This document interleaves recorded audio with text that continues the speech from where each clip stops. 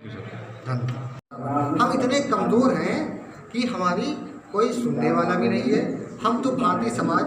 भारतीय जनमानस का ये एहसान मानते हैं कि जो हमें बिना कुछ हमारे संघर्ष किए हुए हमें ओबीसी का दायरा दिया, और उसी तरीके से हम आप जैसे न्यायप्रिय लोगों, भारतीय जनमानस जैसे न्यायप्रिय लोगों से ये उम्मीद करते हैं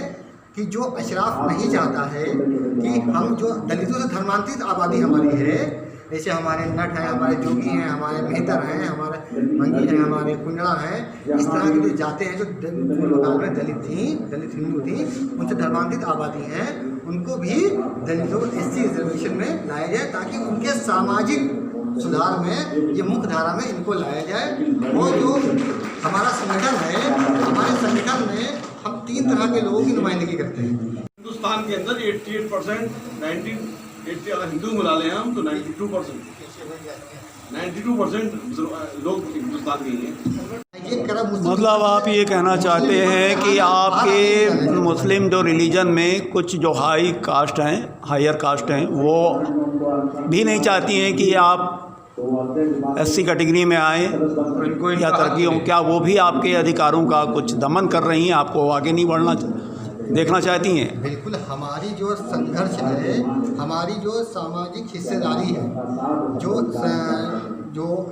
भारतीय संविधान के, भारतीय सरकार के या राज्य सरकार के जो इंस्टीट्यूट हैं, वहाँ हमारी हिस्सेदारी ना के बराबर है ही है। लेकिन अल्पसंख्यक इदारों में भी जो हमारे पिछड़े मुसलमान थे, वो हमारे लोग इतने ज़्यादा तालीम से कमज़ोर थे कि हमें मालूम ही नहीं था कि हम कहाँ पर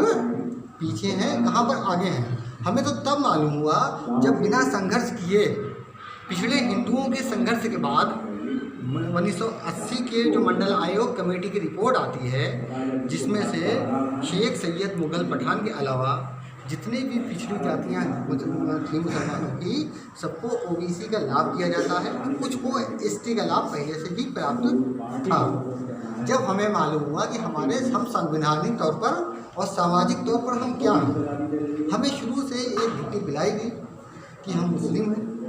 हम सच्चे मुस्लिम, हमें मुसलमान हैं, और सारे मुसलमानों की समस्याएं एक बताकर रखी गई। उन समस्याओं को बताकर राज्य सरकारों व केंद्र सरकारों से विभिन्न हमारे अपर क्लास मुस्लिम से अशराफ ने लाभ लिए, जो तक कि उन्हीं तक ही वो सीमित रहा। पिछड़ों में मुसलमानों की सामाजिक, आर्थिक, राजनीतिक, शैक्षणिक स्थिति बहुत ही अत्यंत तो ये मीटिंग जो आप किया है, मैं ऑल इंडिया पसमानदा मुस्लिम महासभा का प्रदेश महासचिव उत्तर प्रदेश हूँ। ये जो प्रोग्राम आज हो रहा है, ये जो हमारा ऑल इंडिया पसमानदा मुस्लिम महास नाम का संगठन है, ये पिछड़े मुसलमानों की नुमाइंदगी करता है। हम सारे मुसलमानों की नुमाइंदगी नहीं करते हैं।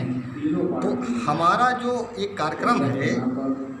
हमारा ऐसा मानना है, और आप देखेंगे भी वे मुसलमान जो